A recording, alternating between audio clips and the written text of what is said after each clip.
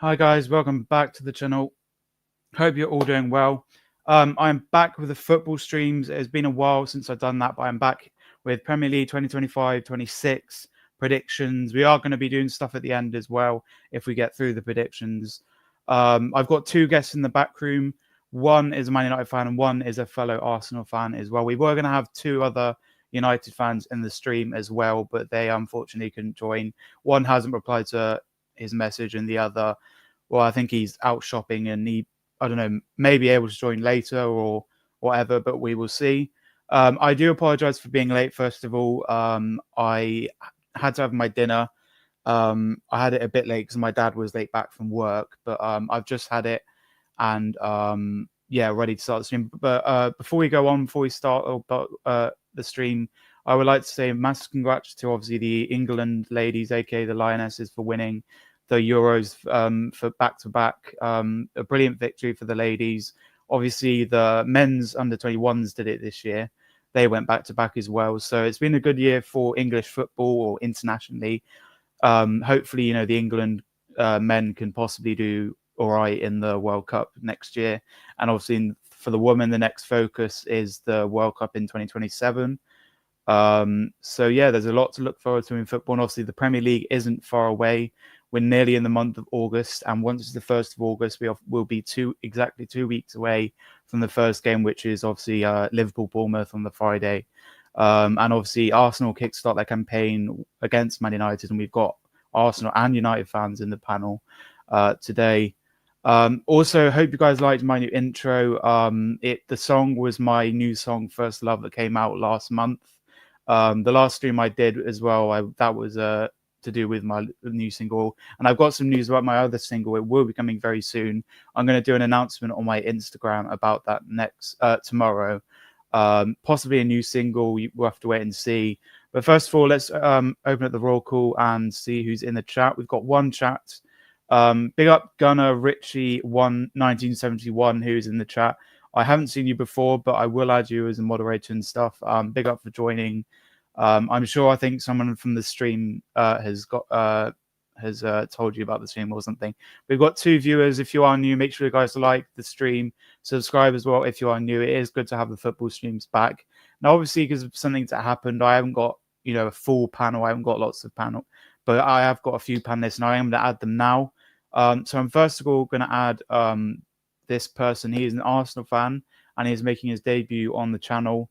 It is good to have him along. I did meet him on another channel a while ago, and we were on X. And oh, sorry. Oh, okay, yeah, that's fine. Yeah, yeah. So I was with him on another channel, and then we messaged on X, formerly known as Twitter. And then as I was doing this stream, and I looked on X and my messages, and I saw him on my messages, and I thought I'll give him a message and see if he wants to join the stream. So yeah, it is making his debut on the channel. It is Mark. How you doing, Mark? I'm good always. Thanks for having us on, bro. It's we did. It was a while ago that we were on our channel together. Yeah, Yeah, I've just never got around. I'll have to get you on our channel as well, mate. yeah. I'll get on your channel as well. Yeah, that'd be good. Yeah, big up for coming on. Ty, and looking forward to this one. Oh, thank you. I think, yeah, thank you. And looking forward to it. Yeah. My next guest and my final guest, unless someone does want to join or unless anyone does join. He was on my last stream where I was talking about my new single, and we were talking a bit about football and that. He is representing Man United today. Looking forward to predicting the table. Yeah, he is a regular on the channel. He's been on the channel a few times. It is, of course, Ryan. How you doing, Ryan? All right. Oh, yes, I'm good, thanks. And yeah, good to be back on again and looking forward to this prediction show. It's going to be interesting. I love doing these shows. They're really see where people think each team will finish. So yeah, big up to yourself and thanks for having me on again. Yeah, big up. Tell me where Man United's finished, mate.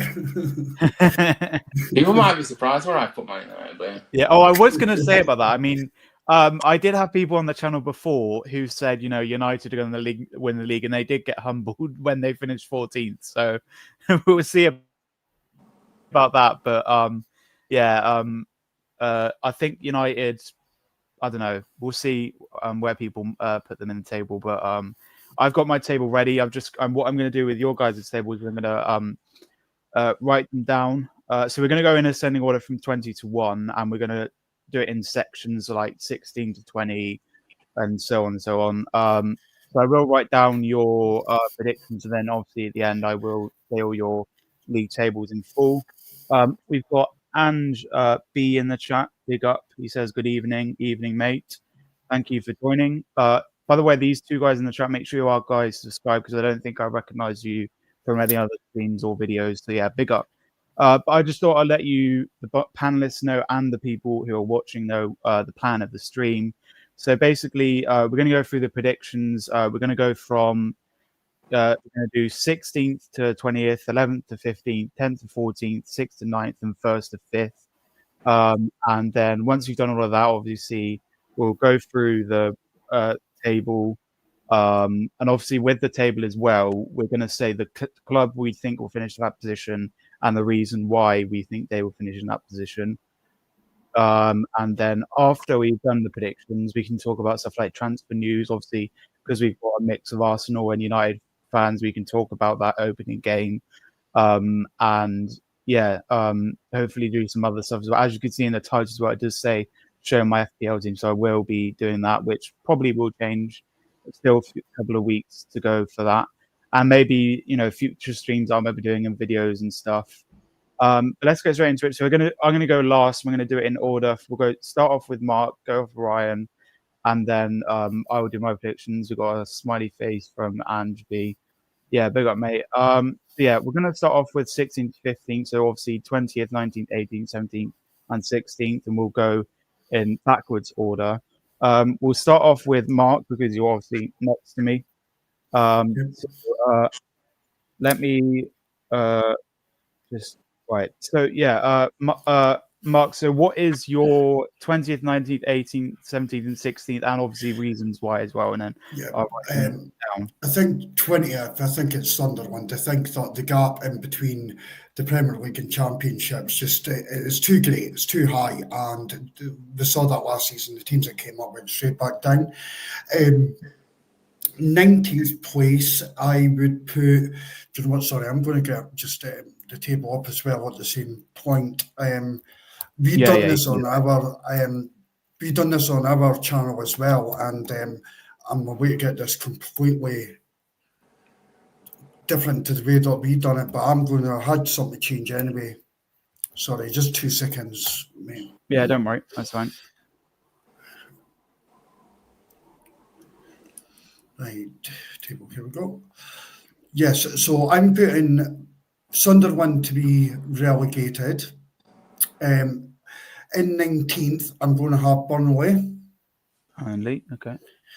In 18th, and this is going to be a shocker, and I do apologise, Ryan, Man United. Oh, what? Yeah. I'm being serious. I was like, Man United. I think you're just trolling now. No, not honestly. You think United will get relegated? No, I think they are. I think.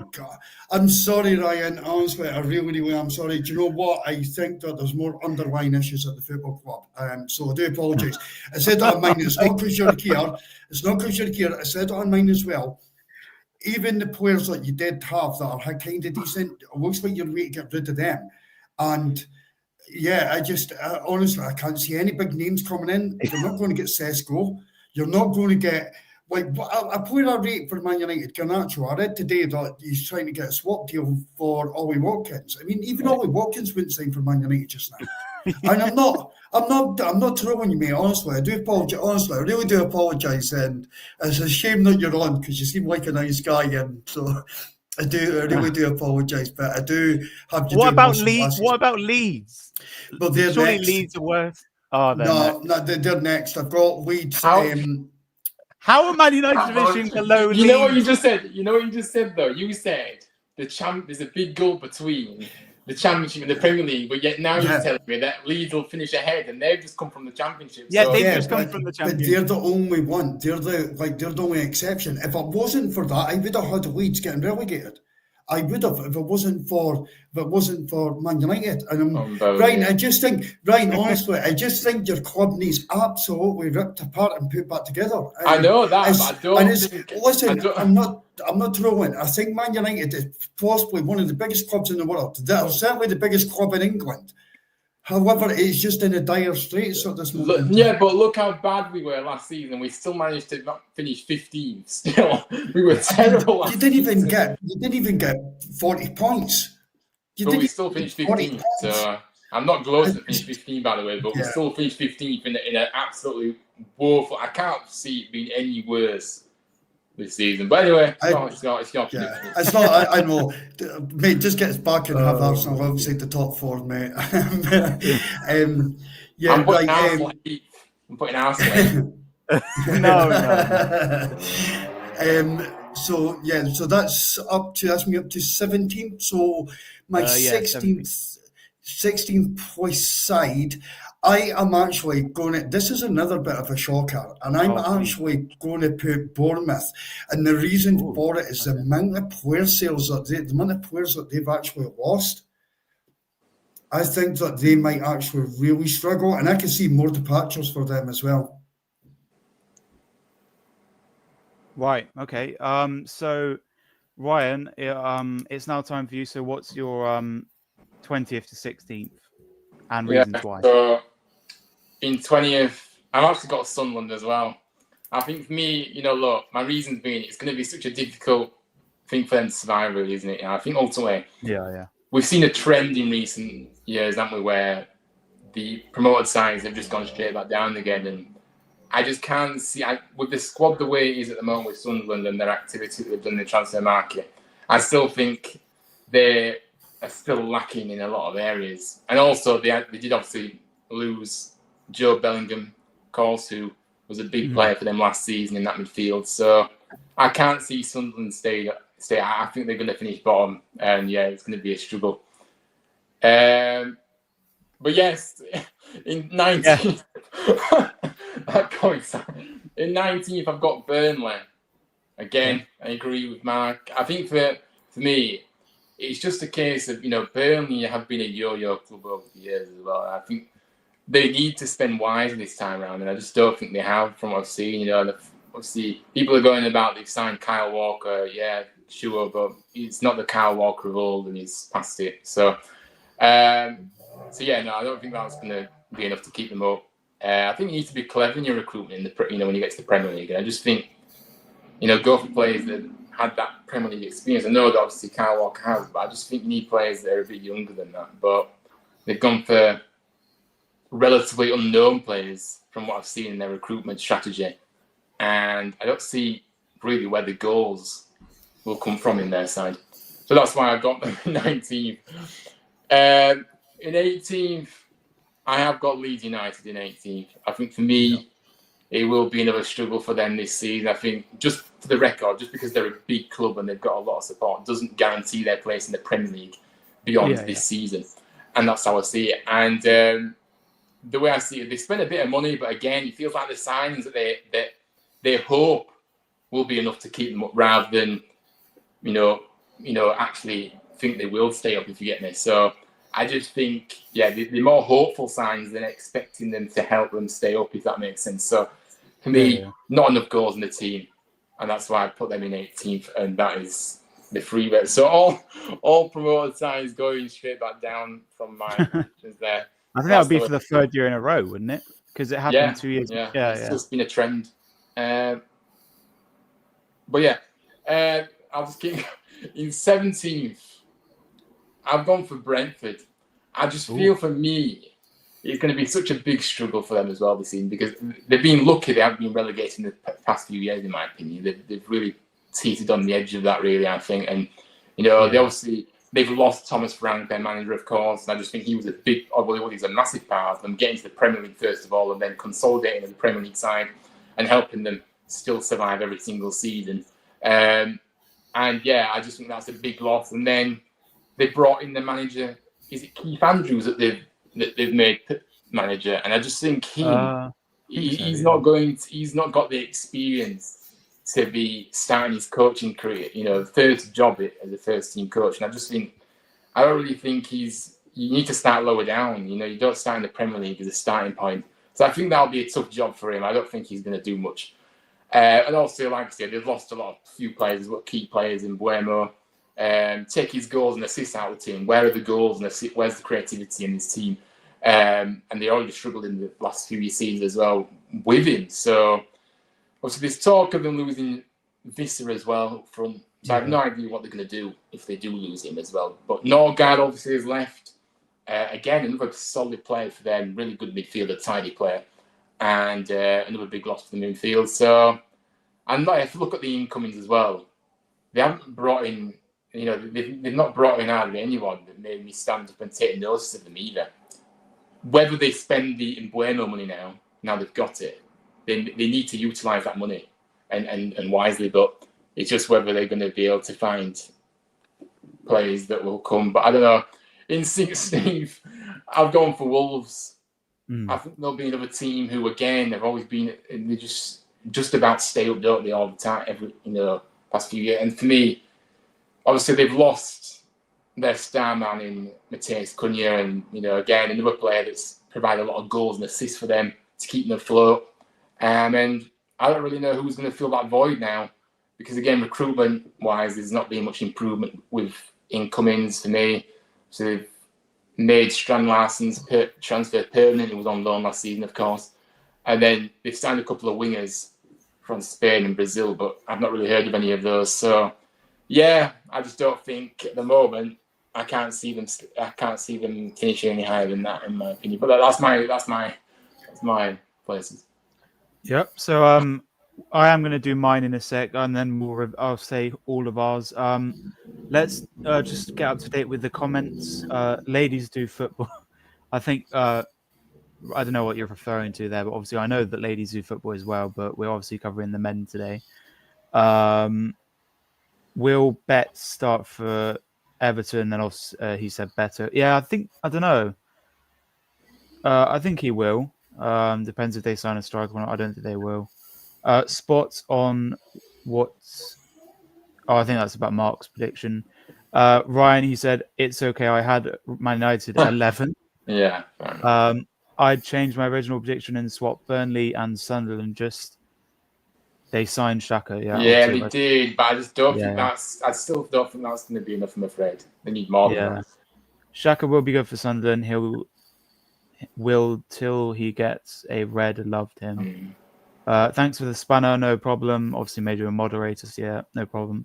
I had Wolves 16th and Leeds just surviving. And I think he just said, yes, he was the set piece. Keith Andrews. Yeah, that's what the Brentford. He was now the manager at Brentford. I just think that's a big gamble for me. I think it's a massive gamble. Yeah.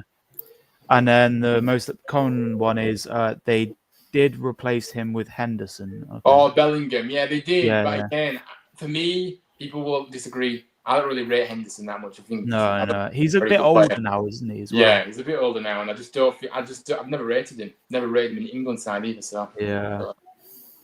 So I'm going to do my 20th to 16th now, and I just wanted to get this comment up here. I changed my prediction. I swapped Burnley and Sunderland. That's exactly what my thinking. All right. Obviously, I think Sunderland will get relegated, but I think that Burnley. So I'm going with Burnley 20th. I know they've signed Kyle Walker, and but they've got rid of Trafford. Depends who they bring in as another replacement goalkeeper. But Burnley always get relegated, really, don't they? And they'll definitely go back down, I think. And then I've gone with Sunderland 19th. And I did have those teams switched around, but until I heard about Xhaka, I actually think Xhaka will do quite a good job at Sunderland. He won't keep them up, but I think that they'll finish 19th, maybe a couple of points above Burnley. I've then gone with exactly like Ryan's prediction, all three teams going down that have just been promoted. I've gone with Leeds at 18th. Now, correct me if I'm wrong, I don't think they've made any standout signings or anyone that's going to flash out, but I just don't see them going up, staying up. I mean, I did speak to a Leeds fan the other night who I said to, I thought they were going to stay up, but I was only being really nice to him, and things like that. But I don't think they'll stay up. 17th, I've gone with Wolves. I think they usually just stay up every. They usually stay up every season, but like by the skin of their teeth. I was thinking of Brentford, but I put them a bit higher than that. I think they're always a team that's in the mix for relegation as well, but they always seem to survive. And yeah, that's my 16th to 20th. So let's just recap all ours, and then we'll move on.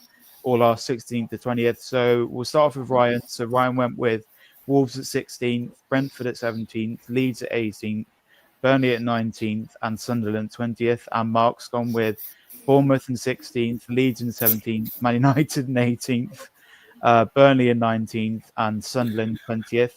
So we are going to move on now. We're going to move on to 11th to 15th. So kind of like mid-table-ish teams.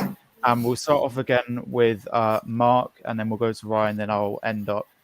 I'll do my prediction. So, Mark, what's your 15th to 11th places? Yeah, my 15th place is Wolves, and the only reason I put Wolves there is because, again, the championship sides up came up. I mean, I would not be surprised Wolves being further down the table than 15th. I seriously wouldn't. I think Ryan broke it down perfectly. But yeah, so that's there. Everton are moving into their new stadium, so I've got them for 14th. But you think, where did they finish last season? Was it around 14th? Let me check for you. I think it was quite low down. It was around that last season, once I think. Yeah, I think it was. Yeah. They finished 13th last season. Yeah. 13th, yeah. And they've gone into a new stadium, they've got the new debt, which is added to that, which will also give further restrictions on spending. And I heard that Calvin Williams leaving on a free. I don't know if that's right. Or is his contract run out or something? I believe so. Yeah. I think so. Yeah. So, not that he was injury prone. I didn't rate him I didn't rate him anyway. I don't think he was shocking. Shocking. Yeah, he's always injured. Yeah. Yeah, this one is quite painful for 13th because I've actually got a soft spot for them, but it's Brentford.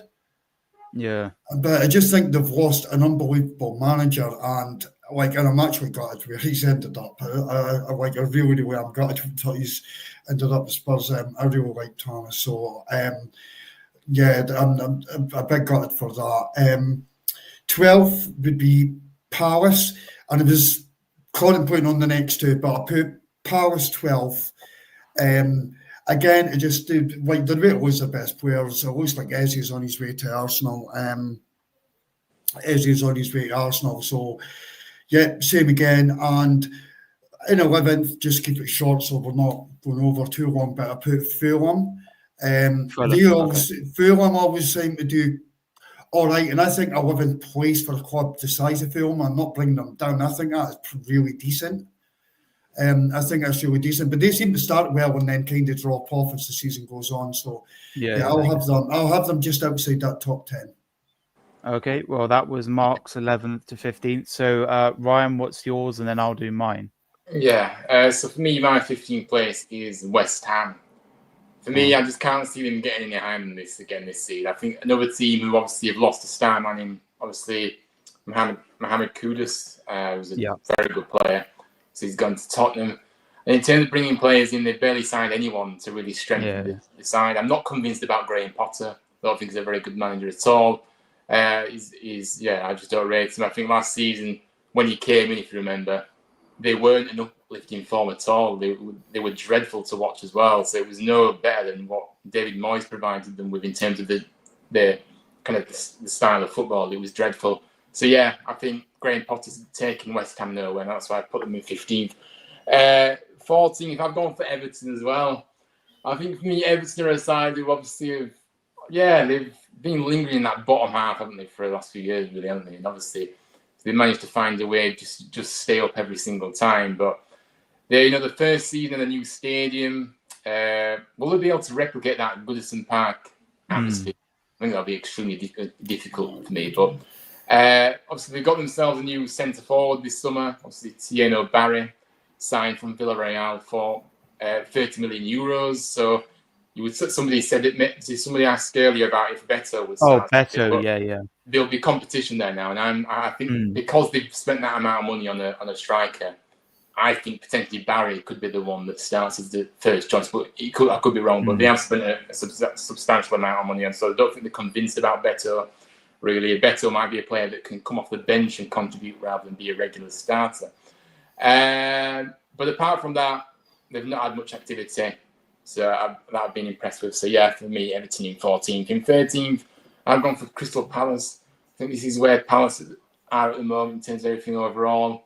A solid team in the Premier League. No real fear of going down, in my opinion. Just comfortable in 13th there. Not much transfer activity so far for them. And I think the thing is for me, though, if they do lose Eze, then, on top of that, I think that will be really, really difficult for them because we saw the kind of, well, obviously with Elise leaving, obviously just with a big player like Elise leaving, did have some kind of impact to Palace. Obviously, they still managed to do all right, but still think losing Eze as well, I think it'll be another big loss for them. But so yeah, I do like their manager Glasner. I think he's a top coach, and I just think they'll see themselves in 13th, and I think see what they can do after that FA Cup triumph last season. In 12th, I've gone for Fulham. I think Fulham are again a solid Premier League side. I don't really think they've made many signings as of yet, from what I know, knowing a Fulham fan. But I don't really think they're going anywhere. They're not going down. They're not going anywhere into the top half. They're just staying in 12th. So for me, Fulham 12th. 11th, I've gone for Bournemouth. Obviously, a team finished 9th last season.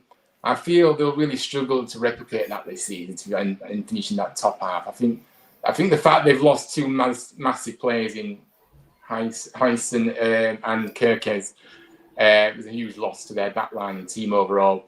Not much transfer activity so far for them, and I think they'll drop a few places. For me, I do like Areola as a coach, but I don't think they can replicate what they did last season. To be honest with you, I think we'll see a little drop off. Yeah, so that's your guys' 11th to 15th, and now I'll do mine, and then we'll recap that and move on. So I've gone with in 15th. I know a lot of people have got them a bit lower, maybe in the similar position or a bit higher. But I've gone with at 15th. I've gone with Brentford. Now, I think they'll really struggle this season. Obviously, they've lost Thomas Frank, the manager. Then on top of that, they've lost Mbeumo to United. Norgard's gone to Arsenal. Obviously, as Ryan said, Wiesa possibly leaving. Will he leave? Will he not? And obviously, if he does leave, who will they replace him with? Who are they going to replace Mbeumo and Norgard with? And also, they have a problem in the goalkeeper position as well, because I don't think they've had a decent goalkeeper since David Raya, because they got rid of Raya on loan to Arsenal. He was then replaced by Flecken and that Icelandic the goalkeeper played a few times. And now they've got rid of Flecken and replaced him with Kelleher, who couldn't even get into the Liverpool squad. So, yeah, they got a problem in goalkeeping still, and unless it's on a decent goalkeeper, they're not going to do well. And then obviously going up the pitch, they haven't got the greatest defense as well. They've lost Mbeumo, they've possibly losing Wiesa, and they've lost Norgard, like their captain, or I believe is their captain actually. But yeah, they've lost a lot of players and their manager, so I think they'll struggle, but they will survive. They'll be 15th, 14th, a team that I don't really rate as a team. I mean, to be honest, some of Arsenal players have gone there on loan and stuff, or we've got players from that club. Like recently, Kepa, obviously, we got him from Chelsea, but he was on loan at Bournemouth. I've gone with Bournemouth in 14th. No real reason there. I think they're a bit of, they'll stay up, but they'll be mid-table-ish. And then in 13th, we have got I have got Crystal Palace, another team, that's always, in the middle, really. Obviously, they been booted out of the Europa League and into the Conference League, and I I think they'll be 13th. I think they were 12th last season. Obviously losing Eze to Arsenal, possibly. As Ryan said, Glasner is a good manager, though. So yeah, I think they'll be up there. In 12th, I've gone with Fulham. Similar to Mark, he went 11th, and I think Ryan said 12th for Fulham. I just think I actually rate Fulham as a team. They're kind of the B team for Arsenal. Obviously they got Smith Rowe, Reece Nelson, who wants to go back there on a permanent. Willian, former Arsenal player, Iwobi. They've got quite a few, and obviously the goalkeeper Bernd Leno as well, former Arsenal player. So I do rate Fulham, and I think they'll finish 12th. 11th, I've gone with West Ham. Obviously, I know it's a while ago, but they did lose one of their best players, Rice. Obviously, as Ryan said as well, losing Kudus to Spurs, our rivals. But yeah, I just think West Ham, they'll be in the middle somewhere. But let me just go through the comments, and then we will recap. So they did replace Menz, and I think we've covered that. Sorry, CB. Leeds have signed a few Wolfsburg players, DMs into mid and forward. I think it meant centre back. Yes, it has. Other than Rice, obviously you should have held on to Royce hammering. A long time no see, Mr. B. Hello. Hey, Ollie, big up, bro. Good to see you back, but I won't have the relegation talk about us again. Kelleher is a great keeper. You don't know what you're talking.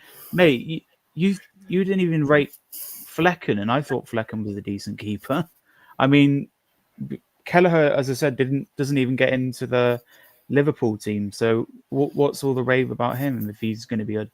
Yeah, if you lose Eze and Guy, they may be lower otherwise. But peace, yeah, true. Obviously, Guy, maybe I think it's more you have stripped and you will think, yeah, okay.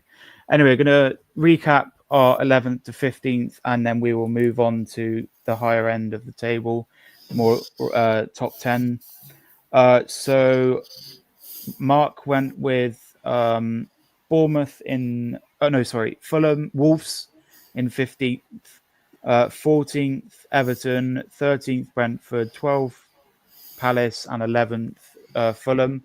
Ryan went with West Ham 15th, Everton 14th, Palace 13th, Fulham 12th. Oh, sorry, who did you go for as 11th? I didn't write your 11th. Bournemouth, yeah. So Bournemouth 11th. And then mine was Brentford 15th, 14th Bournemouth, 13th Palace, 12th Fulham, and 11th West Ham. The only reason Kelleher didn't play was Alisson. Yeah, I know, because of Alisson, but even in the cup games, he wasn't getting much game time. But I don't want to argue about a goalkeeper anyway. Right, let's move on. 14th to 10th now. So I said 14th. Sorry. No, not 14th to 10th. No. It's 10th to... Sorry, that's wrong. That's right. Yeah. So it'd be... Oh, no. 11th. No, 11th. 10 to 6. 10 to 6. Oh, yeah. 6 to 10. There we go, yeah. I messed that one up. Right, 6th to 10th. So, Mark, we'll start off with you. What's your 6th to 10th and reasons why?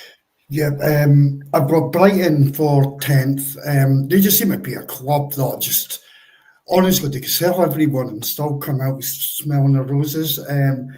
But I just think that, there needs to be a period for Brighton for me. There just needs to be that period where they could hold on to their players just for an extra season, and you might actually start seeing them really push towards Europe. So for me, they're just one of these clubs, and yeah, they'll be fine. They'll break into the top 10. I don't see anything special from them at all this season. I've not been watching what they're doing in the transfer market, so maybe you guys could enlighten a bit more on that. But yeah, it's just they'll be fine. Unlike Ryan, I actually do like Potter as a manager. I think he's decent. So I've got West Ham in 9th. And really? I actually think, yes, and do you know what?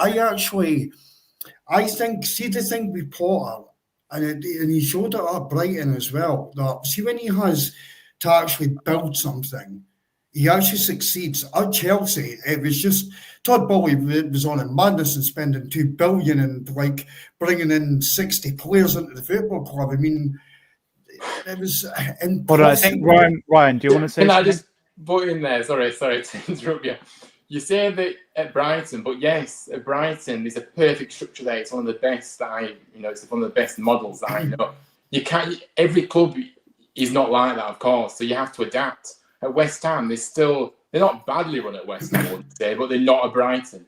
So for me, I expected Potter to come in last season and actually show a bit more than he did. You know what I mean? And the football was dreadful. I don't really see where they're going with him in charge, but I get what you're pointing, but I just think at Brighton it's an unfair comparison because Brighton are like everybody looks up to Brighton in terms of how a club's run, because of how well they do with recruitment, selling players and bringing players in. So it was a perfect model there, and that was the base. If he doesn't have that base, is he a good manager?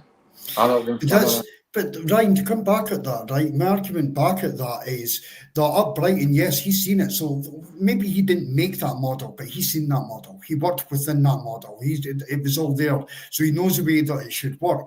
His next job was Chelsea Football Club. That was already set up and he was a coach. He didn't get to make these demands. He didn't get to make these changes. He didn't get to build. I doubt that he probably even got to pick a player. Oh, Chelsea. Yeah, Chelsea. Yeah.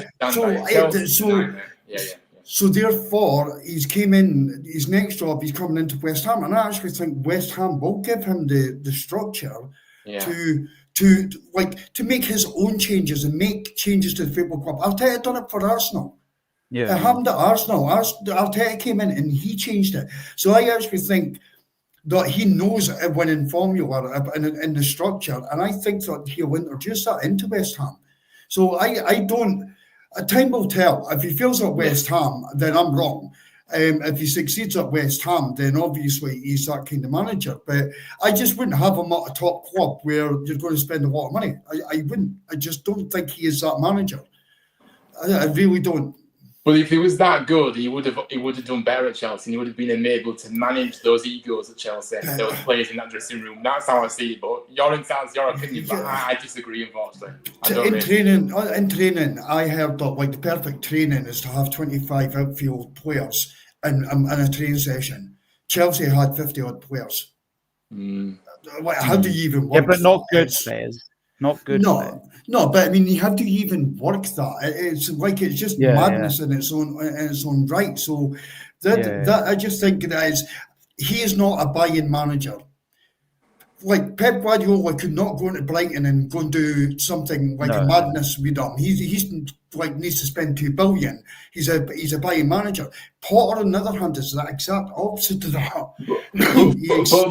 But look at Maresca at Chelsea. Look at what Maresca did at Chelsea last season. You know what I mean? He was able to do it. He had not obviously got that big chance in that league before. So for me, I don't think you can.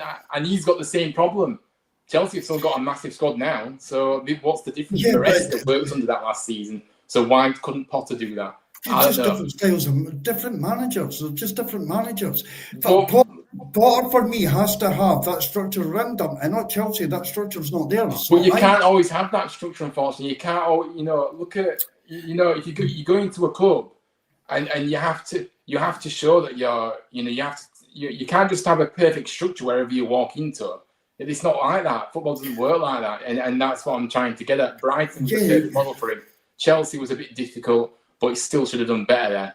And he's gone to West Ham, and last season he came in to turn their form around. He didn't do that. He was shocking. So yeah. Anyway, guys, let's just go back to the predictions now. Sorry for putting in. Sorry, but it's all right. It's all right. Don't worry about it. I just had a big point that I was making. But anyway, go back to your predictions then. Right. So that I had West Ham in 9th. Next, I've got Forest in 8th. Okay. Keeping a hold of Gibbs White was massive for them, and absolutely massive for them. And I think that they'll still be just away from the top European spots. Unfortunately, they are moving in the right direction. So I just think they'll hold firm. I think they finished around 8th last season. 7th, I've got Villa, and the reason for Villa in 7th is they've not got Champions League. However, because they lost out in the Champions League, they have had to make sales, or they are making sales with their squad. So I think they're a really good side. They're still a really decent side, and they were knocking on the door of Champions League last season, really knocking on the door. I just feel that there will be a slight drop-off with Villa, just simply because of some of the player sales. And in 6, I'm going to put Newcastle. Now, 2 reasons for Newcastle for 6. One is the imminent departure of Isak by the looks of it, and depends what they do if they bring in Sesko. But number 2 is they have not been able to spend the money that they would like to spend to bring in the squad depth into their squad. And we saw the year that they were in the Champions League, they struggled badly because they didn't have the squad depth to do it. So I just think even if Isak stays, I still think you would see them hovering around 6. I can't see them pushing on to get into the top 4. Okay, then moving on to you, Ryan, your 6th to 10th. Yeah, so for me, in 10th, I've gone for Brighton in 10th.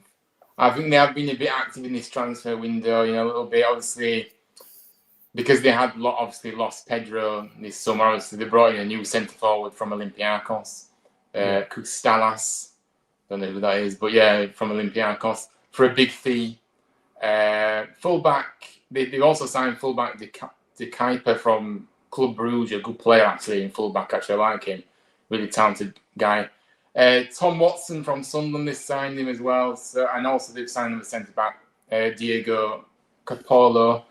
So yeah, I think they've made some good, clever signings, and I think they're going to finish in the top. I think they're going to finish a solid 10th, and that just makes sense to me. In 9th, I've got Man United in 9th. I'm not going to be delusional and think we're going to get in the top 4 and all that, but yeah. But look, for my opinion, it has been another shambles of a transfer window for us. I didn't expect anything less from the clowns above. Absolutely not. But did I expect us to do better? Absolutely, I did, because we desperately needed to. Obviously, we signed a couple of players, Cunha and Buemo, 2 top signings in the final third. Despite the length of time it took to sign Buemo, which was an absolute joke, 7 weeks it took. I mean, come on, just taking the mick of it there when we knew we needed to strengthen in other areas as well. The reason I've still put us in now, I think huge question marks in the midfield. We've been overrun, still not addressed that. A goalkeeper who is absolutely shambolic. If Anana starts as number 1 in goal, I'm going to absolutely cry. I'd rather have Tom Eaton in goal. We need a striker.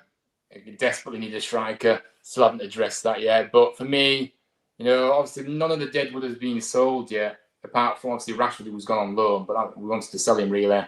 So we've signed 2 starters that finished 15th. Now, the reason I've got us higher, by the way, just to clarify, I think that 1 game a week, we haven't got Europe this time, so the workload will be at offers.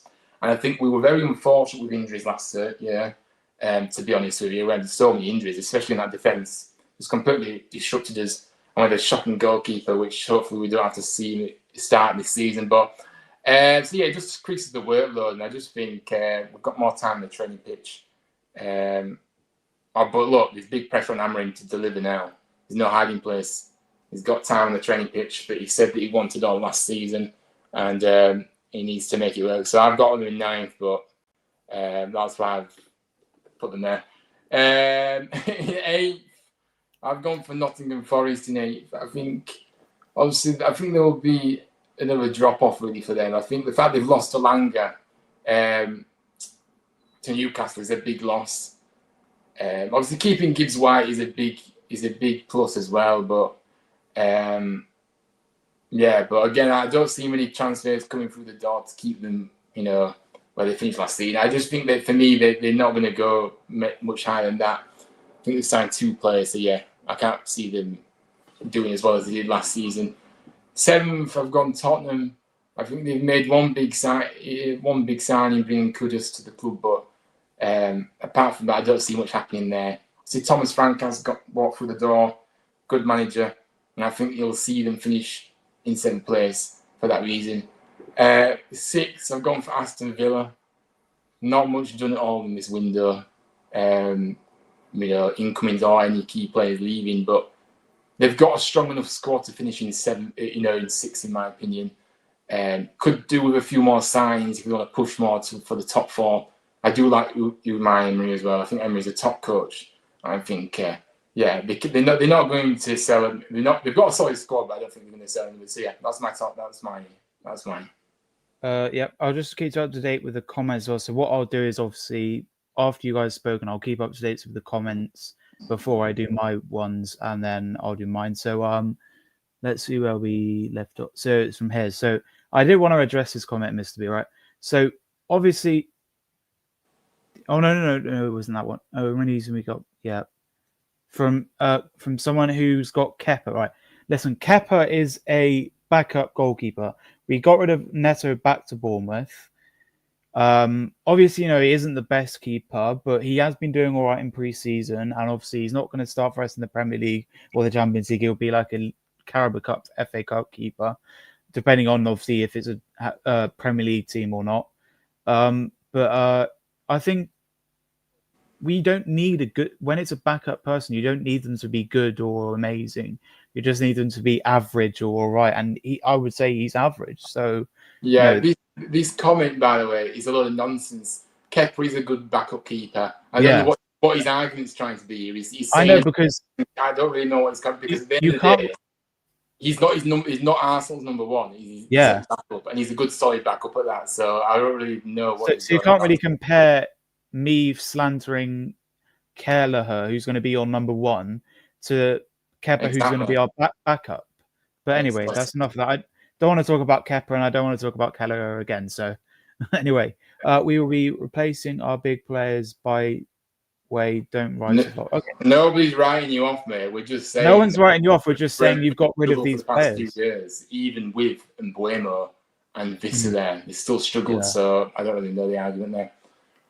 Okay, that's fair enough. He does hate to see Brentford struggle, but fresh essence, yeah. And then the most recent comment we got is, Chelsea have 43 players on their books. Maresca went in, and I'm only working with a certain section of the squad.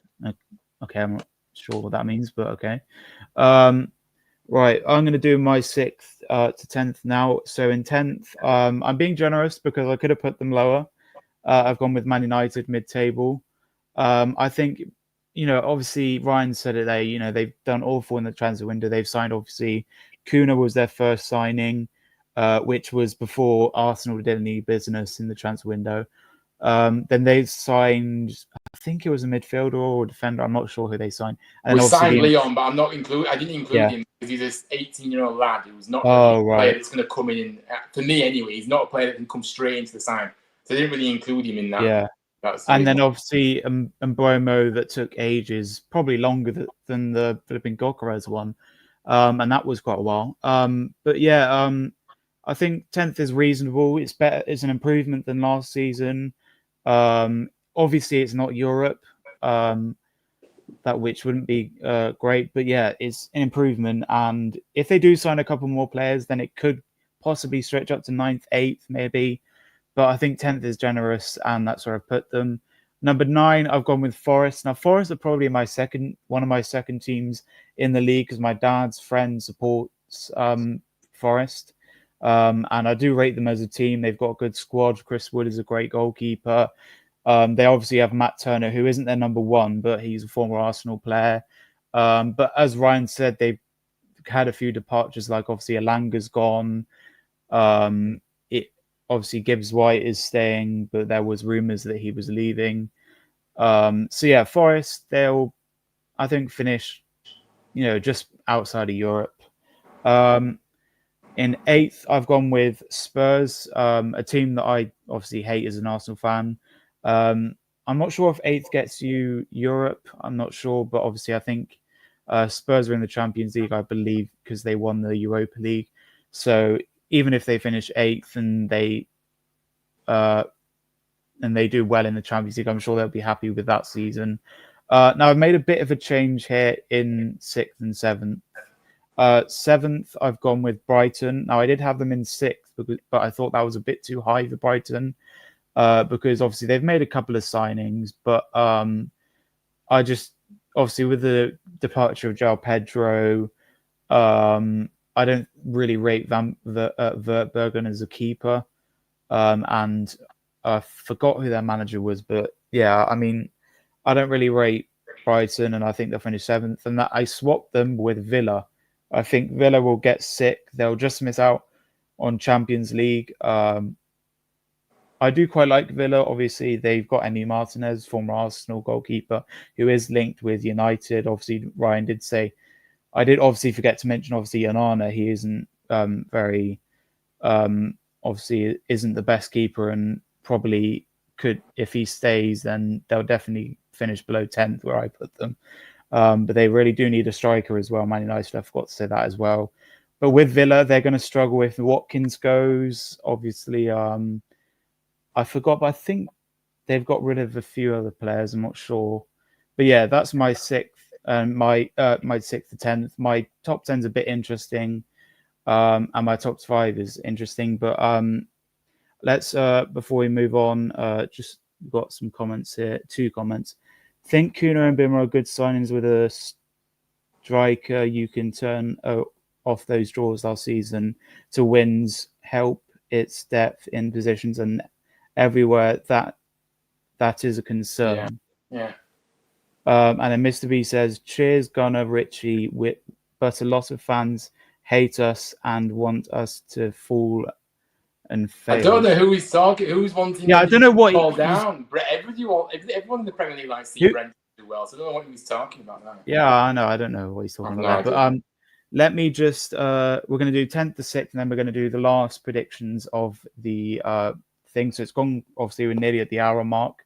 So I think we'll finish off these predictions, say our predictions, and then because it's in the title, we'll talk about more stuff like transfers and stuff, and then I will quickly show you my FPL thing because I've been looking forward to doing that. So yeah, Mark in 10th he went with Brighton, 9th West Ham, 8th Forest, 7th Villa, 6th Newcastle, and Ryan has gone with 10th. He's gone with Brighton, 9th Man United, 8th Forest, 7th Spurs, and 6th Villa. I've gone with Man United 10th, Forest 9th, Spurs 8th, Brighton 7th, and Villa 6th. Before we move on to the top 5, the Champions League spots, Ollie, I would be happy to come on anytime and school you about the. Oh my god! You're welcome, mate. Right, we are gonna move on now to the final predictions. Wait, Gokares took 17 days from when we switched to him to give him over the line. I don't think it was 17 days. I swear it was longer than that because we were linked with him for a while. It's surely longer than 17 days. But anyway, 1st to 5th. So obviously 1st, 2nd, 3rd, 4th, 5th. So this is basically champions and then the other 4 teams that you think will get Champions League. By the way, before I say this, because I wasn't saying this with the other ones because it was quite low down, but no bias here, okay? You can put your own team first. Obviously, Ryan, you can't do that because obviously we've all put United lower. But yeah, we'll see how it is. But no making fun of anyone's first place or anything. It's our prediction, so we'll see. But yeah, Matt Knowles is a fantastic keeper for Forest. Well, I don't know what you're talking about here. I don't know why we're talking about Forest, but anyway, right, we're going to move on. 1st to 5th. Mark, what's your 1st to 5th? Yeah, right. So in 5th place, I've got Tottenham, and I think that comes down to the fact of Thomas Frank. I think I really rate him. I'm not exaggerating. Spurs yeah. Oh god, I've got them as high as 5th. I honestly rate him as a manager, and I actually think that the high line will be away for Spurs. I think Spurs have got they have really decent players, and I think Ange just system. He just wouldn't give up on his system and had the high lines, and they got ripped apart. So yeah, for me, I could honestly, I see I can't say this enough, and I've got to start hating him. But see, if Arteta did not succeed at Arsenal, I would have Thomas Frank as a name on the list coming into Arsenal. I wouldn't now, because he's obviously gone to Spurs, but I honestly would. I rate him that highly. I think he's a fantastic manager. Absolutely fantastic manager. So, yeah, I think he'll steady the ship at Spurs, and I think that they'll do well. Now, these are and I'm not trying to be controversial, these are honestly my real predictions. I've made it a slight change off it from when we done this on my channel. I've made one change on it. But in fourth place, I've got Manchester City. Okay. I just feel that Man City had a very aging squad. Rodri went out last season. They badly struggled. They've spent big in January. They've just brought in a new goalkeeper as well. Trafford. So Trafford came back. Yeah, so I think that they might need time to settle. I think they'll need time to gel. I'm not saying Man City are done, far from it, but I don't think they are going to be anywhere knocking at the door at all. Now, the biggest improving team that I see this year is Chelsea. It was only a matter of time before Chelsea third. I think that they're going to be I really see them starting to gel and just close the gap. However, I think the gap to the top two is far too big, so they're not closing it this season. It's the gap there is too big. Now, when I come into my first and second, on my show, I actually flipped this around and had it the other way. But I actually think, and I am doing my prediction based on the transfers that I think are the way to happen at the clubs. Liverpool, I believe, could only make one more if Isak comes over the line. And for me, I believe Arsenal are the way to make two more. We'll touch on the transfers, obviously. You did say that. We might do that. So I'll not go in. So in second place, and it's not biased, I'm putting Liverpool. I think putting... No, listen. I changed it. Honestly, that is biased. No, did you say Liverpool second? Did you say Liverpool second? Biased. And I'll tell you why. No, I'm not being biased. I just gave you the reason why. I had it the other way around. If you go back and watch ours on my show, Ryan, I'm telling you, I had Arsenal second, Liverpool first. However, we have brought in Gyökeres now. And the signings that Arsenal have made, and I don't want to go into them because Ryan's always going to take that to the next part. But the signings that we made, I feel are unbelievable business, and it really strengthened, really strengthened. Well, so you like Madueke then? Is he a solid signing? I think I think he's a brilliant backup. I think he's a backup, and I think it's a magic signing. But that's not a solid signing. That's part of your business. You spent £50 million on that guy. No, he's not Ryan, I don't want to go back into last season because it's not what we're here for. We had no squad. All our top players went out injured. We still finished second in the league. We still got to semi-final of Champions League. Even without injuries, Arsenal would improve on last season. That is facts. Now we have addressed our squad. And I'm telling you, Liverpool and Arsenal, I'm not just in this prediction. See, Liverpool, and I do want to speak about them before going to Arsenal. But if they sign Isak, do you still think they'll finish second? I think, because of the two signings that I think Arsenal are the way to make. But see, between Arsenal and Liverpool, do you know what Arsenal and Liverpool are doing this season? They're creating a gap that used to be that between second and third to that. Chelsea, Man City's, and all these teams have got some way to go to even get close to these two clubs. But I'm telling you, because of who I think we're the way to sign, I'm putting Arsenal first in the Premier League this season. Okay.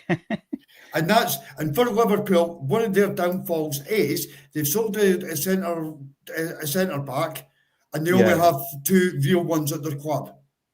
They've still got Andy Robertson on the left. And Van Dijk, You've then they've still got Konate as well, but they need to strengthen there. They've not done it. But they've got Wirtz. What about Wirtz and Frimpong? They're good signings. Yeah, well, I don't know much about Frimpong, but I heard that he is more naturally a winger rather than a right back. Oh, okay. That's what I heard. I don't know if that's true or not. So they've not really strengthened in their defence. Then there's fair enough. I'll give that one. But what about the defensive midfielders? Where are they? Yeah. Where are they? Like they've got what? They've got McAllister in that midfield. And what about Szoboszlai? Isn't he a defensive midfielder? Yeah, but I mean, would you say that he's absolutely at the levels? I'm just picking weaknesses within Liverpool. Yeah, but they won the league. They won the league last season. Because I told you why. Because Arsenal got in so many injuries. Nothing to do with that. Is it not? Well, if it's nothing to do with that, then why did Man United finish 14th? You put it down injuries. No. I said that the injuries didn't help where we finished, but I didn't blame it solely on where we finished. I blame where we finished because of the recruitment was shocking under Ten Hag when we had Ten Hag. So that's my point. The recruitment's been shocking at United for ages. We had 27 injuries. We had 27 injuries last season. Wait, we had 27 injuries? 27 injuries. Oh my God. And when you look, Saliba,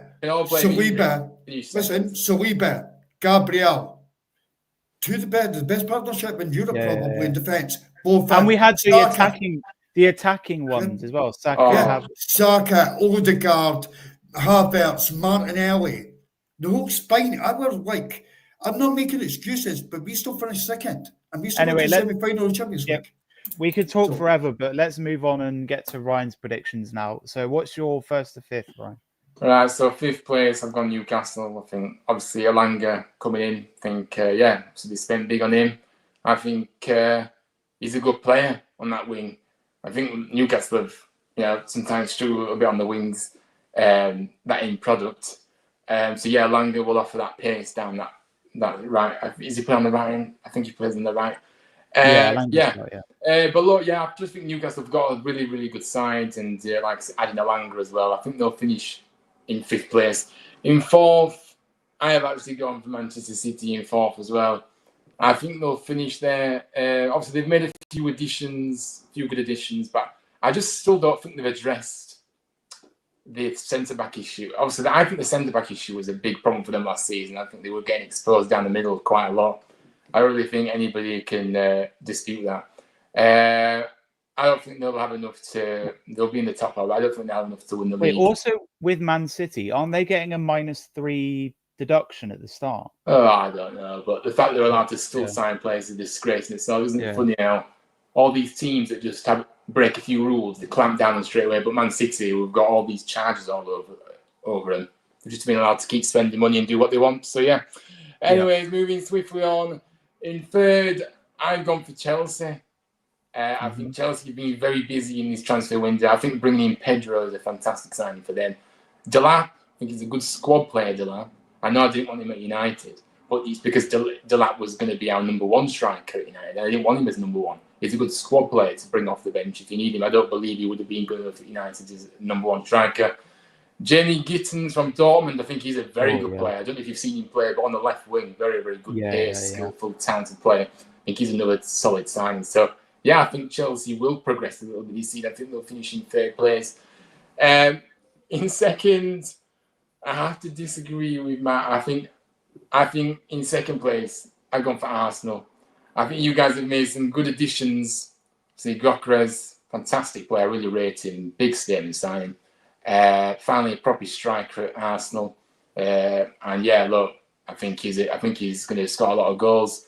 I think he's the real deal. Zubimendi is another one that I like in that midfield. I think he's a solid player. I think he's going to be really good in the Premier League. Norgard, I think, is a good bit of business as well. Really solid player, isn't he? I don't know if he'll start for you guys, but he'll certainly be a player that will be able to come in when required, and he'll do a very good job for you. So he'll be reliable at that. Not a fan of Madueke. I don't understand that signing, but not for the fee either that you paid for him. I think he's a rip-off. I still have the reason I put Arsenal 2nd though. Ultimately, I still have reservations about Arteta. I don't think he has the minerals to get you over the line to win a trophy, unfortunately. And I don't really see it changing.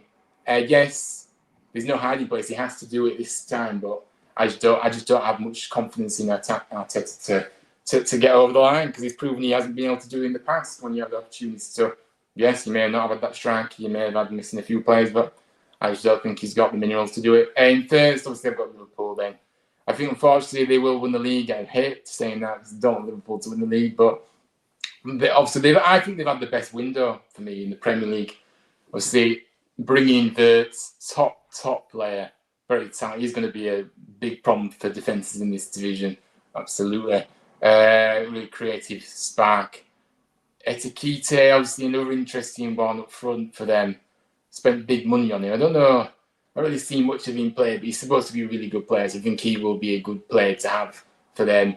Kirkes, I think he's another solid signing, Premier League experience as well. He knows what he's doing. Obviously, did well at Bournemouth. And then Frimpong, obviously, I've seen Frimpong a little bit. And yeah, again, obviously at Leverkusen, I think he's a top player as well. Really, really fast, skillful, likes to get stuck in as well. And I think he will be a good player for them. So I just can't see anyone overtaking him this time, unfortunately. And that's why I just think the recruitment's been too strong. So you said Arsenal second, obviously, with Liverpool. Do you think it'll be close, the gap, or do you think it'll be a few points, or do you think it'll be like 10 points clear? No, I think it'll be quite a close one this time. Yeah. So once again, let me go through the comments. So we are nearing the end of the stream, by the way, guys. So big up everyone who's joined, and obviously the panel as well. Let me see where we ended up on. Gosh. All right. Yep. So we've gone that. We've said that one. Gokor, we've said that one. We said that one. I predict Arsenal win nothing with a clown in charge. And had Tottenham 7th. Frank's a good manager. Think CL games will tell him. Yeah, he is a good manager. I think he'll do well. And also win it for Joseph. Yeah, I mean, it's not that they're going to win it for him, but I don't know. I think that they'll win something. They'll win the Champions League or something like that. But I'm sorry if I missed your comment. There's a lot of long comments, but I might get back to them. Let me get to my fifth to first now. So with fifth, I've gone with Newcastle. I think Ryan said Newcastle as well. We agreed with a few teams in the table. I think, Newcastle, obviously, they've got rid of, possibly getting rid of Isaac. Callum Wilson's gone. Obviously, they bought in Elanga. There's speculation that possibly they're bringing in a new keeper and possibly Pope or Dubravka's leaving. So we're getting rid of that person. He said, who is this person? What? Someone on the chat going pedo Ollie, and they're called John. Yeah, let me just ban them. Just a troll account. Somebody with a fake name. It's probably not even John that's doing it. Yeah, someone with a troll account, but they're being an idiot there. We don't tolerate that behavior on this channel, please. And I know exactly who that is. I'm not going to name his name. Yeah. Right. Fourth, I've gone with Chelsea. So I think these four teams now are going to be. This is the title race now. So fifth, Newcastle. They'll finish maybe a couple of points behind Chelsea. These are the contenders now, right? Chelsea, they brought in João Pedro, they brought in Delap, which I think is a bit weird, bringing in two attacking players. Obviously, Delap will be probably a squad player, come off of the bench. João Pedro has been great in pre-season, proving that he's going to start, and in a lot of people's FPL teams as well. I also think they've brought in... who else they brought in? I mean, Gaitins, as you said. I think Sanchez is not a bad keeper. They got rid of Petrovic and obviously another keepers. I think he will be their number one. And then, not a bad defense as well. You got Cucurella there, who won the Euros of Spain.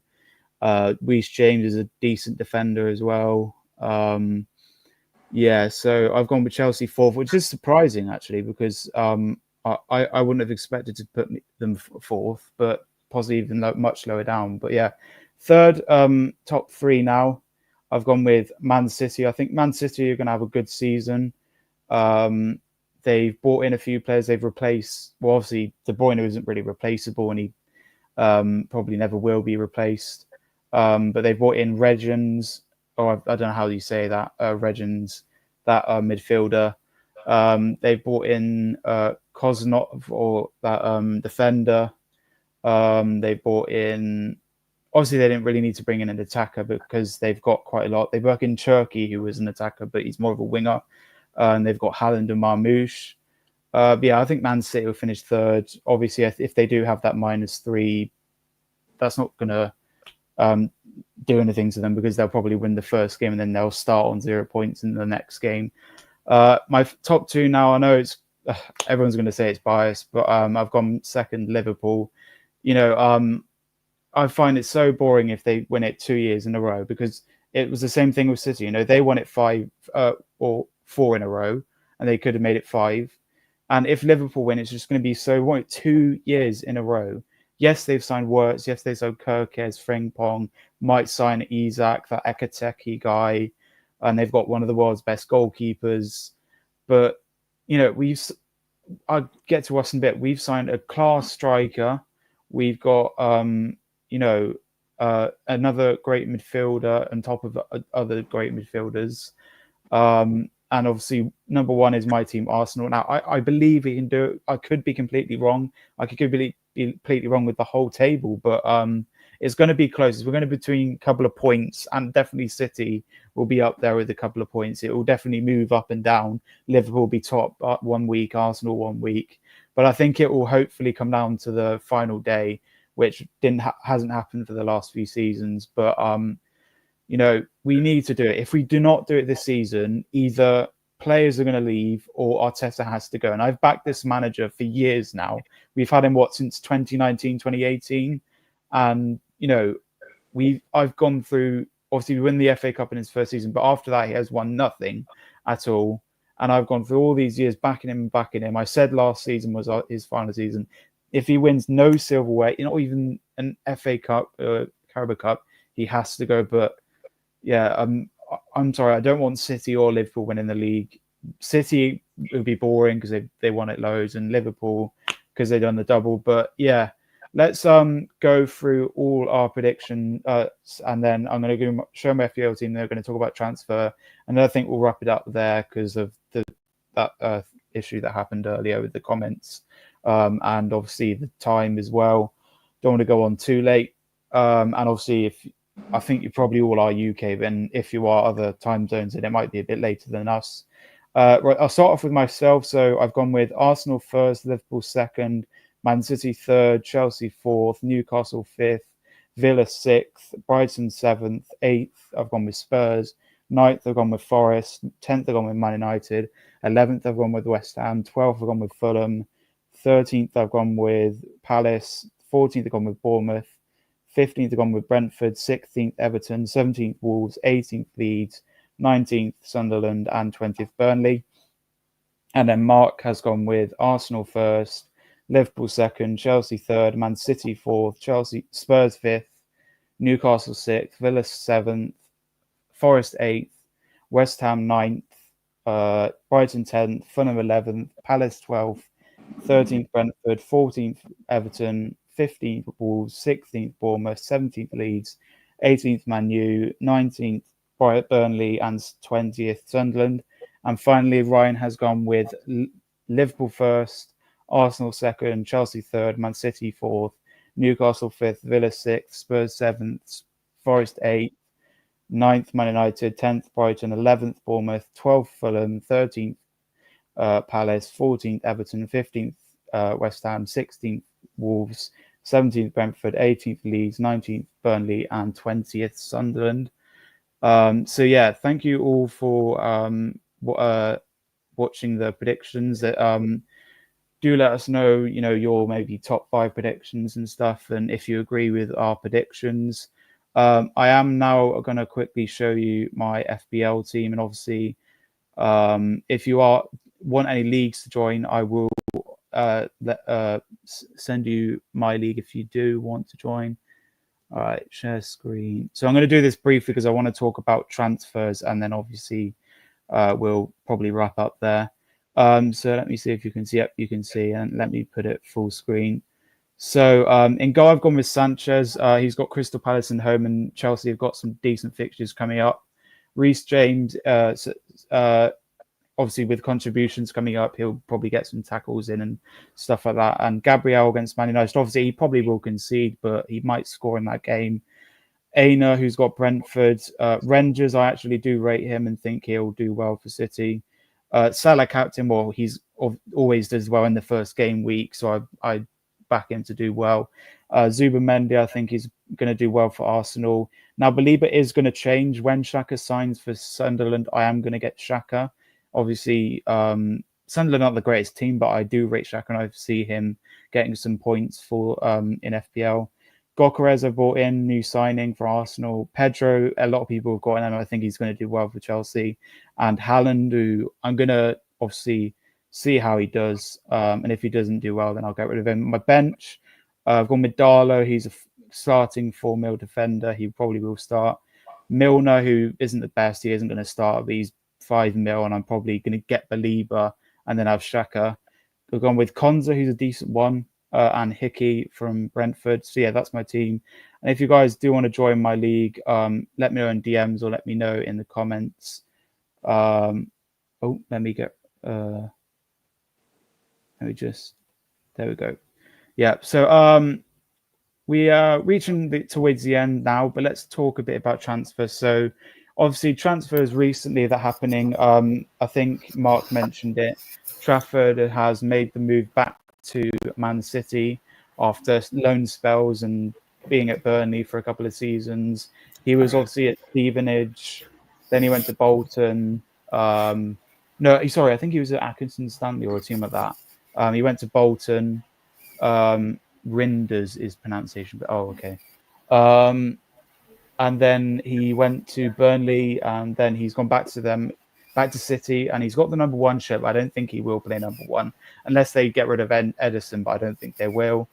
Obviously, news away from the Premier League. João Felix has gone to Al Nassr, which is obviously Premier League related, but he's gone away from to a different club not in the Premier League. There's been some interesting signings as well recently. Obviously, Gokeres signed for Arsenal, and Bremen was signed for Man United. We'll start off. So obviously, we'll get Ryan and Mark's thoughts on each other's window, the club's window. So obviously, we'll start off with you, Mark. Obviously, Arsenal have had a decent season signing, a decent window signing Gokeres, Madueke, Norgard, Kepa, Mosquera, and obviously, hopefully more to come with maybe Eze or Leao or someone. But what's your thoughts? And do you think we need a few more signings? Are you happy with the signings we made? Do you know what? I'm absolutely delighted. It's one of the best windows that I've seen Arsenal have, and it started brilliantly for me. We could have went out and got spent 20 odd million on a Garcia to come in as a backup goalkeeper and wasted money. And what the club did was done the exact opposite. Got Kepa. Kepa was brilliant last season, by the way. He was absolutely fantastic. Yeah, and bearing in mind, we got him for 5 mil when Chelsea got him for 72 mil. Yeah, exactly. That was the next point I was going to make. We got him for £5 million. So we were able to, and then the next signing to go with that, Norgard.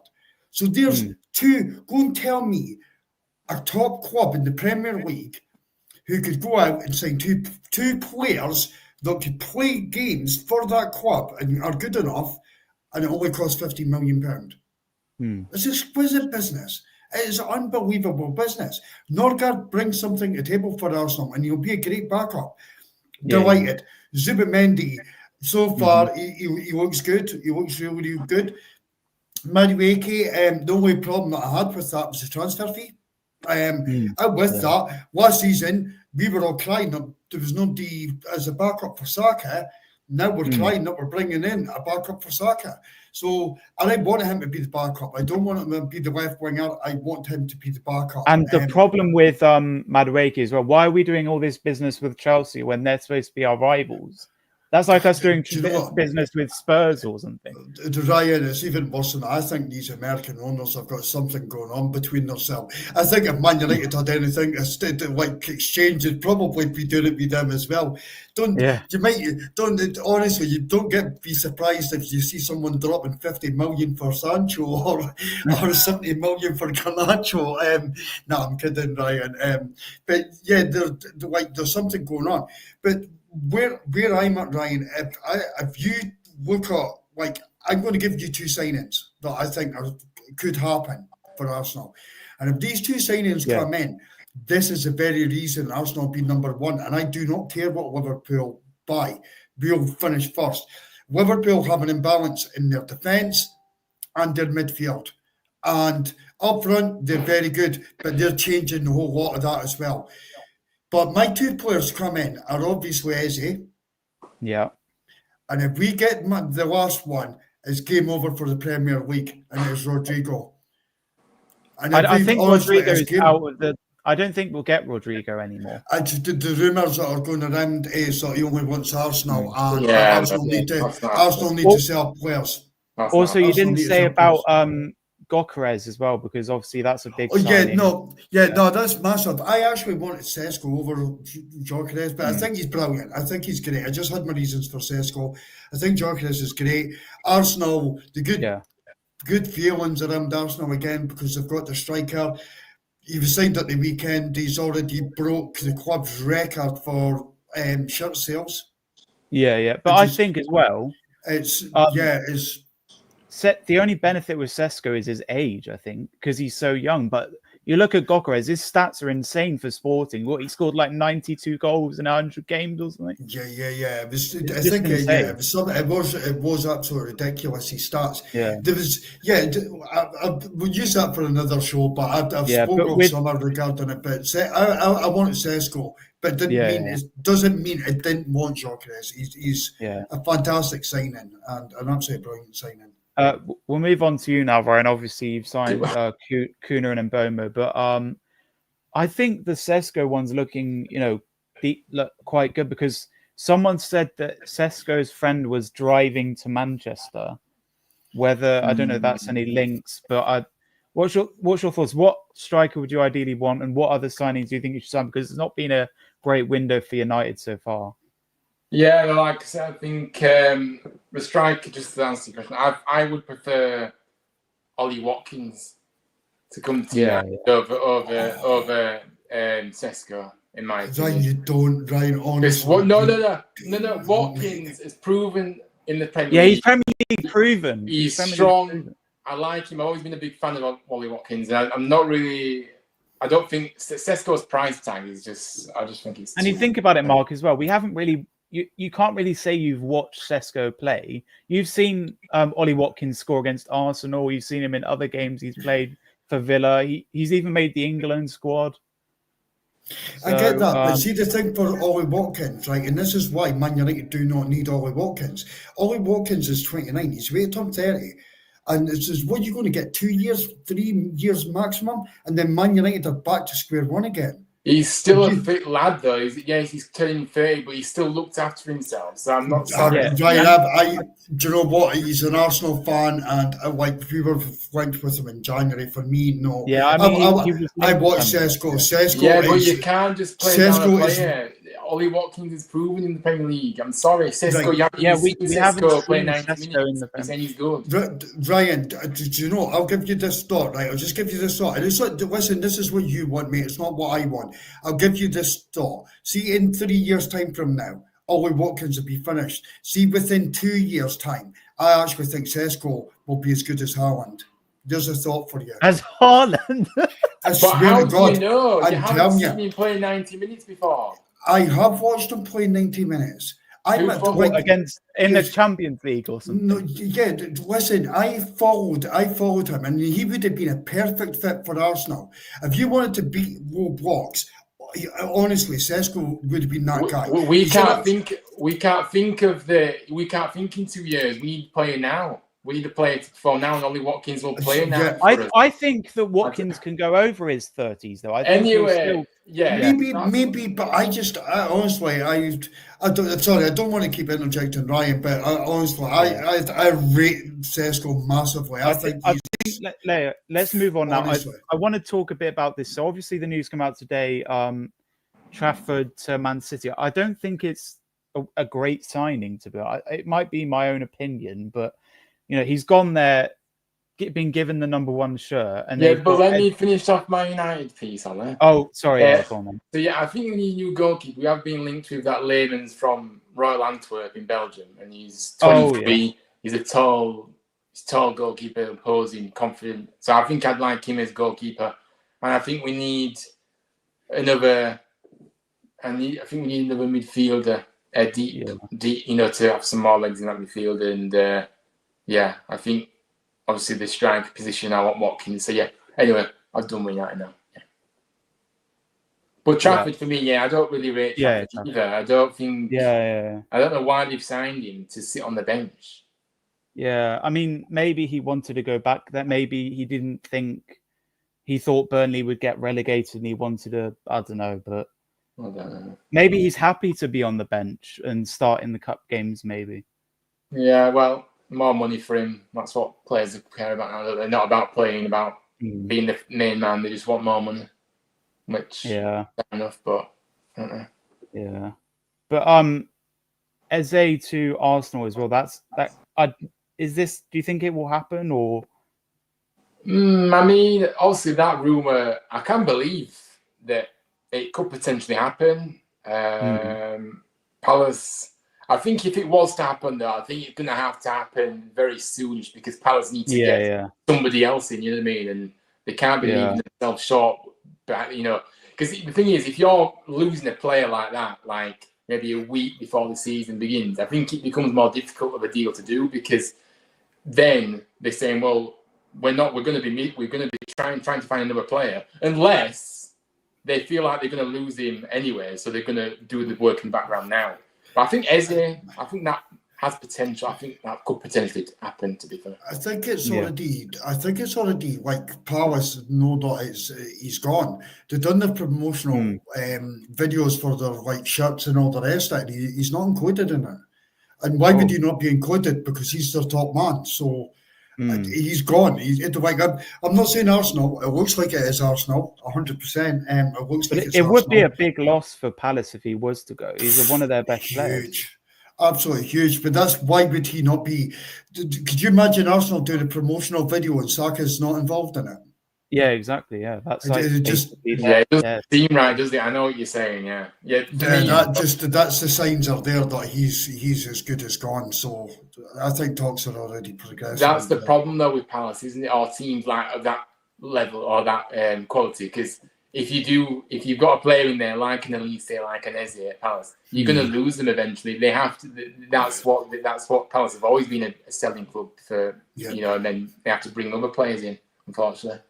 There is a transfer I do want to talk about. It did happen a while ago, but João Pedro, I think he's going to be an amazing signing for Chelsea. He did well in the Club World Cup, obviously, and he was brilliant for Brighton as well. I mean, we all predicted Chelsea in the top 4. So I think he'll definitely, help Chelsea. I think even they'll be in the title race, to be honest. But he's a great signing for them, I think. Even on top of that, they've got the Lap as well. So they've got 2 attacking options there that are going to possibly definitely get them some goals. That is a good sign. But anyone else got any signings that they think surprised them or they thought were good? Yeah, I honestly, the big one for me is Rodrigo. I'm interested to see where he goes. He is on the move. Yeah. 100%. And I've seen various rumours across the cards. So it's where that happens. But I think the big one that we really need to talk about is Isak. Yeah. He didn't go to pre-season training, didn't he? No, he did. That was the first thing I broke. Fabrizio broke that he's not went. And we've got our own personal group chat, and I just put eyes underneath it. Not meaning that he was coming to Arsenal, because we were a bit of St. Jockers. But it was just like eyes, like something's going on here. And then a few hours later, it was like bang, he wants his move. And Liverpool were heavily in there. They look like they're about to change basically the whole front line. I think, they'd have to get rid of Nunes if they got Isaac, because they've got that Ekatepia. Yeah. But they're basically changing their whole front line, Barsala. And it's like, wow. Like, because Diaz is looking to going as well, isn't he? He's flying to Bayern. Hasn't Diaz gone now? I thought there was an article I saw that he was flying to Munich. Yeah, it's done now. Yeah. And another one that's quite crazy is United Rashford to Barca. That's quite that was the one that I did. That's a weird one. He doesn't deserve that move to Barcelona, by the way. I don't really know where he fits in. I don't really think. I don't know. They've got a lot of quality Barcelona and maybe it'll be interesting to see where Garnacho goes, because he's definitely leaving. See, Garnacho is the one for me. I just don't understand it from United. I think, and I'm not picking on Man United, right? I'm honestly not. I remember when Arsenal were 8th in the league. And honestly, at that given point when we were down there and we were there for like a while, you guys have kind of had a massive drop off. How do you get relegated? But you don't know, you might come back. But Garnacho, for me, I think, see, if you put Garnacho in a different team, which is like running properly, I actually think there's a really, really good player there. I rate him. I honestly rate him. I think Garnacho's got a lot. There's a lot to come out. And I seen reports today that he was like valued at 30 million or some nonsense like that. Like, I think he's more than that. No. I've seen reports that we value him at 70 million. So. That's where I would have him in the bracket around 50 to 60. Look, I'm not probably 60. His quality. Look, I agree with it. I'm not disputing his quality, but the reality of it is that he's in this Amorim system. Obviously, Amorim and him have fallen out anyway because of what happened after the Europa League final. And I think for me, what's holding Garnacho back at the moment is, yes, he's a talented lad and he needs to work on a few things, but I just think he's got bad people around him. I think his brother's very problematic. I think he likes drama, encourages his bad bit. Because Garnacho came quickly onto the scene at United. He needed people around him that was good for him, not people that would encourage his bad behaviour, not people that would get involved in the drama themselves and start posting on social media on the stories. That's what Garnacho's got around him. He's not got people. So he's kind of been allowed to behave like that. And obviously it's caused problems at United now. And obviously now, he's... So that's the only concern I've got. Yeah, I know, like, Arsenal fans are like, I'll have a meltdown at me saying this, but see if we had, say Arsenal sold their 2 left wingers and we brought in, like, say, Rodrigo to be number 1. See if we then made a backup in Garnacho, I wouldn't be losing my head. I would see that as the same kind of deal as Nuno. I think that, like, I honestly think Garnacho in a couple of years' time could really break and be within a really good system, Ryan, if you know what I mean. It's just, it seems like Man United are broken a bit, and like in the system, things are not totally there. But I think there's a lot of potential in this kid. I know it's a wild one, but maybe he could go to West Ham because of Kudus leaving. But was Kudus a midfielder? I'm not sure. No, Kudus is a wide man, Monty. Yeah, mate. So maybe he can replace Kudus. And definitely. I don't think he'll go to West Ham. I think he's better than that. Yeah, I think he's better. I can see him going into Europe. I can't see him staying in the Premier League. He said he wants to stay in the League, though. Maybe Newcastle. Saying, Maybe Newcastle, because they got rid of Newcastle's a good shout. They've already signed Alanga, though. Alanga on the wing. Oh, sorry. Oh, yeah. I thought Alanga. Alanga's. Well, I can't. Maybe Chelsea. No, not Chelsea. Does Chelsea need it? You'll get it in the top 4. Yeah. You can get in the top 4. See, like a Tottenham, a Newcastle, a Villa.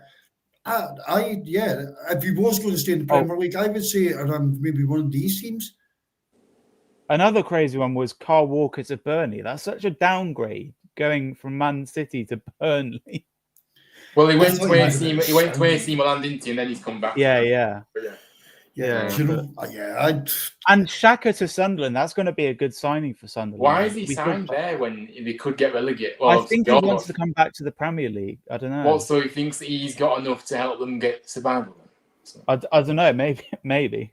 Or I just want to be back in the Premier League, maybe. Yeah, I don't know. I think if Xhaka gave us one more season, Arsenal would have won the league that year.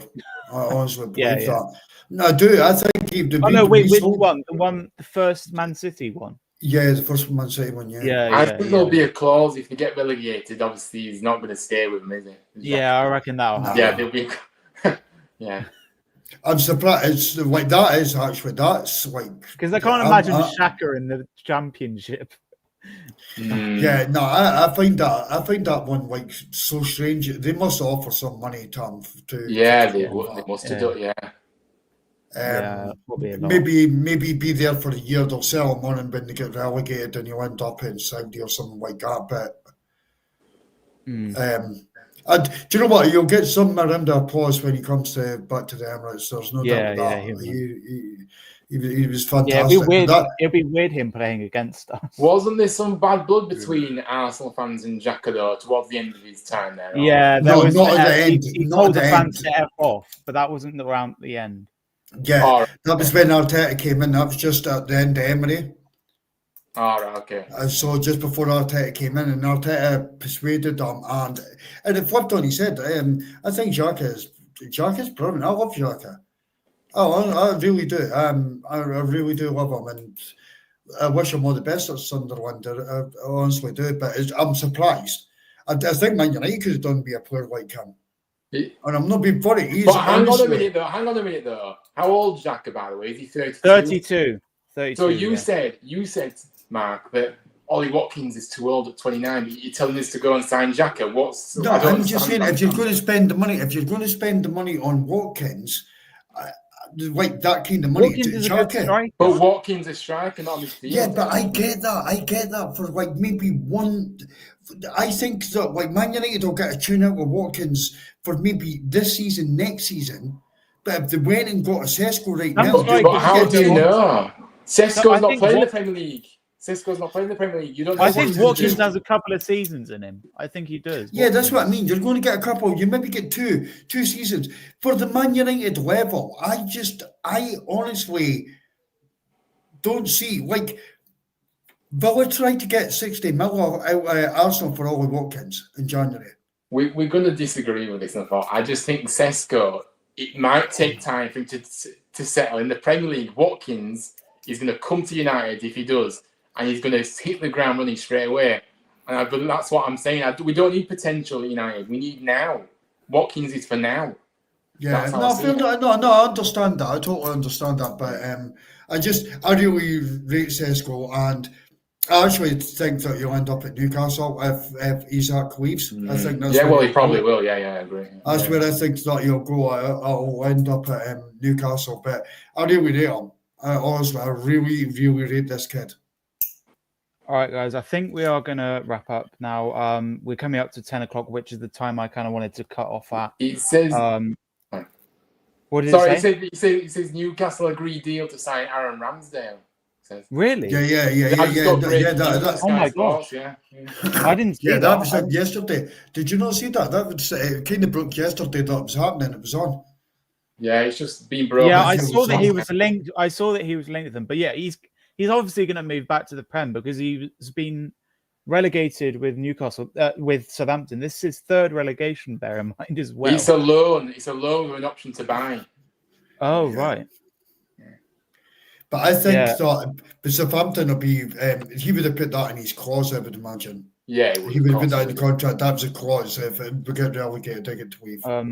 But as well as the panelists, Ryan and Mark, thanks to all the people in the chat. Big up Gunnar Ritchie, 1971, Ange B, Moose Mamafaz Ahmad. Sorry if I said that wrong. Mr. B. Who else? Was that it? I think that was it. Yeah, that was it. So big up everyone. If anyone does want to join my streams, let me know on Instagram. It's down below. It's already. Oh well, I'll shout it out in a sec. But yeah, I have got plans for future videos. I'm seeing Martin Garrick's live soon, so there'll be videos for that. I'm going to a music festival next month, so I will be doing videos for that as well as I'm going to probably do, once the window's finished, do a roundup of Arsenal's transfer as a video, not like a live stream. But in terms of streams, I will probably be back for the game week 1 preview. So obviously, Mark, if you know people, maybe let me know and they can come on the stream, Arsenal fans and stuff. And hopefully, you know, the people who aren't on the stream today that were supposed to join can join in the next stream that I do as well. So yeah, as I said, game week 1 preview will probably be the next one. And I'm obviously going to try to be consistent because I did buy the monthly thing on the StreamYard. So I've got not got the logo in the corner. I've got the obviously thumbnail as the background, and then I can play my new intro, which is cool as well, and a few other features. So yeah, make sure you guys do subscribe. I guess road to 2K, but it is going to take a while to get there. I have got quite a busy August coming up, starting off with a wedding this weekend. So yeah, it's going to be an exciting August. If you want to catch me, you're going to catch my socials. But yeah, big up everyone for joining, and the people's and in the comments, and obviously Ryan and Mark. We're going to do shouting out socials now. We'll start off with Mark, who's made his debut today. Where can we find you on Instagram, YouTube, anywhere? Yeah, the main one is in the North Bank. It's where a small channel that are trying to grow. Very positive Arsenal fans. So look up in the North Bank. Brilliant people. A couple of the guys, Gunnar Rich was in the chat tonight. Ange B. We've got new shows coming out. You could find me on Twitter. That's the only one that I really use, which is at Mark 8_AFC. So that's it. But in the North Bank, that's the main one. We really want to grow our channel. Yeah, big up, Mark. Thanks for coming on. And always thanks for having us, mate. Yeah, big up, mate. And of course, finally, Ryan, before I shout myself out, where can we find you? Yeah, obviously, I've got my United pages on Instagram and X. Obviously, United Central 18 on X, and then United Central on Instagram with a dot in between the I and the T of United. So yeah, do go and check me out. But thanks for having me, Ollie. I've enjoyed it. Been very good debates this evening. Yes. Yeah. Yeah, big up, Ryan. Thanks for coming on as always. And finally, me, you can, well, you know where to find me really, here on DJ Sinclairo. A lot of content coming up. I have got quite a lot of football shirts recently. Tomorrow I've got my Western Supermare shirt coming. Unfortunately, they lost 2-1 today in a preseason game to Bristol City under 21s. I'm glad I didn't go to the game because obviously they lost. But yeah, going to be hopefully going to quite a lot of Western games I can. They're my local team. And I'm actually going to see Arsenal next week. A week tomorrow, I'm seeing them in Villarreal in the pre-season. It's the first time I've seen the men at the Emirates since 6 years ago. In 2019, I saw the semi-final of the Europa League against Valencia, 3-1 win, where Aubameyang got a late goal, and I think Lacazette scored 2 goals as well. But yeah, that was a good game. I think Valencia scored first in that game as well, if I remember. But yeah, it'd be good to see the men. I'm actually also seeing the Arsenal ladies as well. I'll be seeing the 6 Arsenal ladies who won in the line from the Lionesses in the Euros. That is London City Lionesses 6th of September. I've got so much coming up. I'm literally busy every week, and I've got a wedding, a festival, seeing Martin Garrix, family events. I'm so busy in August, so there'll be videos coming out. And you can catch me on my socials, Ollie.Sinclair556 on Instagram. On X, it's just DJ Sinclairo. That's the only social I have apart from YouTube that's called DJ Sinclairo. I just thought when I made my X name, I just thought I'll call it the same name as my channel. Yeah, and Snapchat, please do personally DM for that. Also, 2 other Instagram accounts. Martin Garrett's fan page UK will be doing a lot of content on there when obviously you see him live. Post, and I am active on there on stories, and I do posts. David Ray fan page 1 as well is my other fan page about David Ray. I haven't posted for a while, but I do stories now and then. And TikTok is Ollie.Sinclair556, I think. I have been a bit more active there. But yeah, there is an announcement on my Instagram tomorrow around, I'll say 1 p.m. and it is probably going to be linked to me and having a new single or something like that. So make sure you keep your eyes out for that. That's going to be exciting.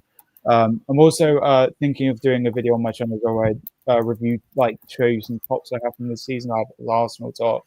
Oh, I did say that, sorry. Arsenal top away kit, a few other kits as well from this season. And as I said, the next stream will be game week 1 reviews of the Premier League.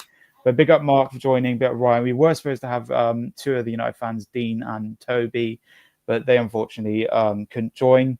But yeah, guys, do stay in the back room, obviously, after this for a bit. But thank you, everyone, for watching. We've got 4 views at the moment. It's been a great stream. I'm going to leave you with my outro, which I'll do as my outro and intro now. And the song is a sped up, is slowed down of my single, First Love, which was my first single. But yeah, I hope you do like the thumbnail, by the way. This wasn't made by me. I got someone to make it for me. But yeah, I really like the thumbnail. It's a great thumbnail. But yeah, subscribe to my YouTube channel, like this stream. I will be back very soon, possibly with a new video soon. I'm not sure. And my next stream will be the Game Week 1 review, where I'm hoping to get a few more guests on that one as well. Thank you guys so much for watching. I will see you soon. Peace. See you guys.